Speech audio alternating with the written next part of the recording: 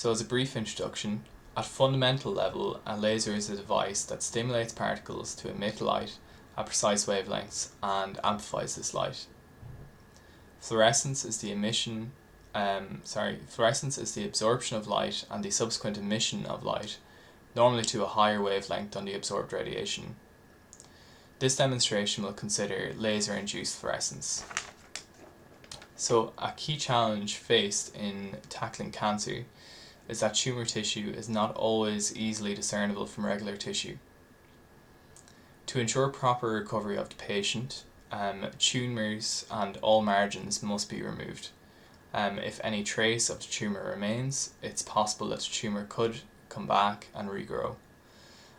This could result in the patient having to undergo the whole process all over again. Laser fluorescence offers a possible means to overcome this, not just at the surgical stage, but also at the diagnosis stage. So firstly, a molecule called ALA is administered.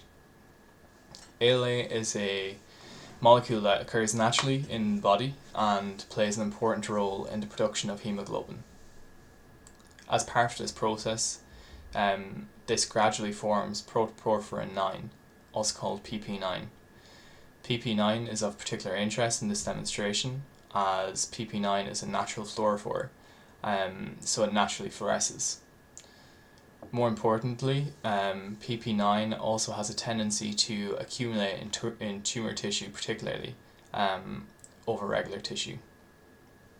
So to take advantage of these properties, in this process a blue laser is directed at the affected area, and a red light is fluoresced by the tumour containing PP9 at a precise 635 nanometers. This allows cancer margins to be clearly observed by imaging, but also by the naked eye. So in my demonstration, I'm going to use an analogy of fruit to make a comparison. So for the purpose of this demonstration, we have a banana and apple. We have a simple circuit with a UV light and just a really simple battery. And I also have some detergent over here, some diluted detergent.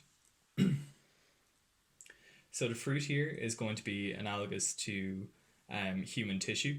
The apple is going to be similar to a tumour in the brain, for example.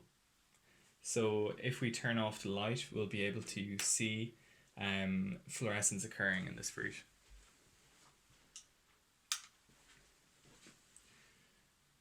So if we shine a light on the banana, we can see that rings around the dark spots in the ripe banana light up in ways that weren't visible to the naked eye.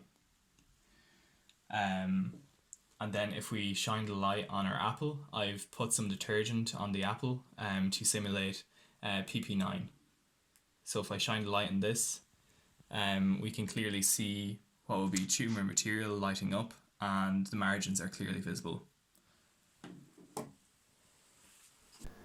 So it's interesting to note here that a UV light was used instead of a blue laser, as stated earlier in the presentation.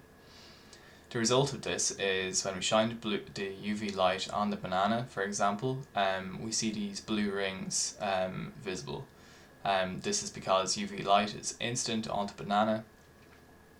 Some of that energy is absorbed and fluorescence occurs. We get light back that is lower energy, higher wavelength.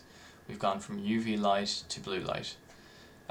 In the medical example, we considered a blue laser, so blue light was instant. It lost some of its energy. On fluorescence, red light is visible.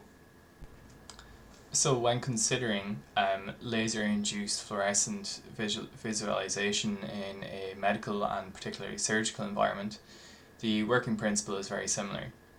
We're using fluorescence in quite a similar way, but in this case we are using the fluorescence to clearly demarcate the margins of the tumour so that it may be completely removed and the surgery is as successful as possible. So that concludes my presentation, and thank you all for listening.